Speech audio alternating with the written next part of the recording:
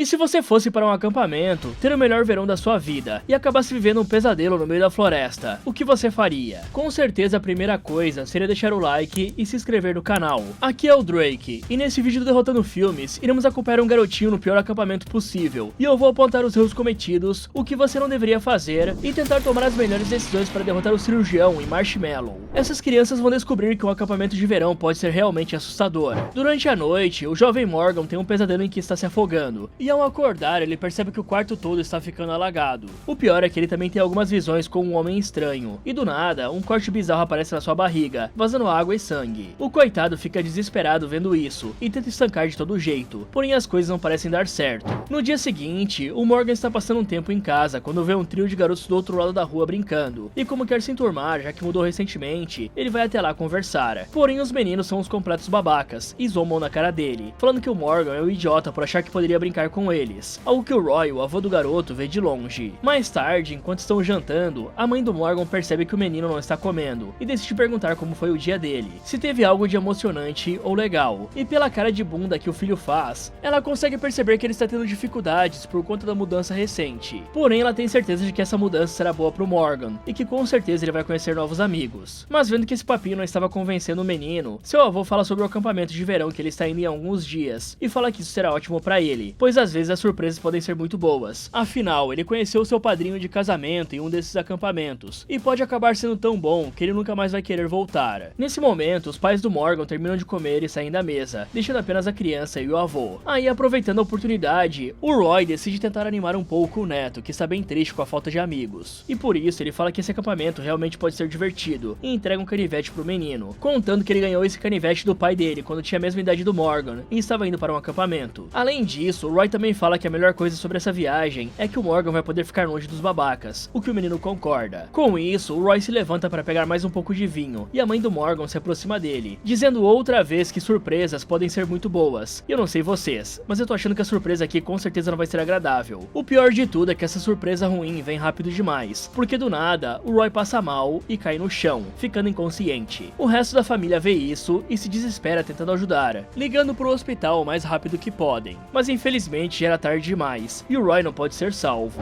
Então, alguns dias depois, é feito o funeral do senhor, e o Morgan fica ainda mais apegado ao canivete que ele ganhou. E logo após isso, chega o dia em que o garoto vai pro acampamento de verão, e como vai ficar longe do filho por um bom tempo, a mãe do menino manda ele pegar leve no açúcar, e pede pra ele falar com os conselheiros caso tenha problemas para dormir, provavelmente por conta dos pesadelos. Fora isso, seu pai também fala que um colega do trabalho irá enviar o seu filho CJ pro mesmo acampamento, e isso com certeza não deixa o Morgan feliz, já que aparentemente o CJ é um otário, algo que o seu pai não acredita muito, e pensa que é apenas um exagero do filho, visto que eles se viram só uma vez. E aí, com tudo pronto, os pais partem para levar o menino. Enquanto isso, no acampamento Almar, a conselheira-chefe Rachel está comandando os outros monitores, para fazer a melhor abertura de todas. Mas enquanto alguns realmente trabalham, o Avery só quer saber de apertar uma samambaia, e o Caswar e a Laurie só ficam se pegando. Nessa hora, o Franklin chega ali com um monte de roupas nas mãos, e fala que precisa da ajuda da Laurie para ajeitar tudo nas docas. Mas enquanto eles estão saindo, o Franklin fala pro Cass que o Collins, o dono do acampamento, está procurando por ele para colocar alguns cheirinhos no banheiro. Porém o cara fala que não vai fazer isso, e que o Collins pode ir catar coquinho. O único problema é que o Collins estava bem ali e escutou tudo. Então o cara dá um puxão de orelha no jovem e fala que se ele não tomar jeito, vai se dar mal igual o verão passado.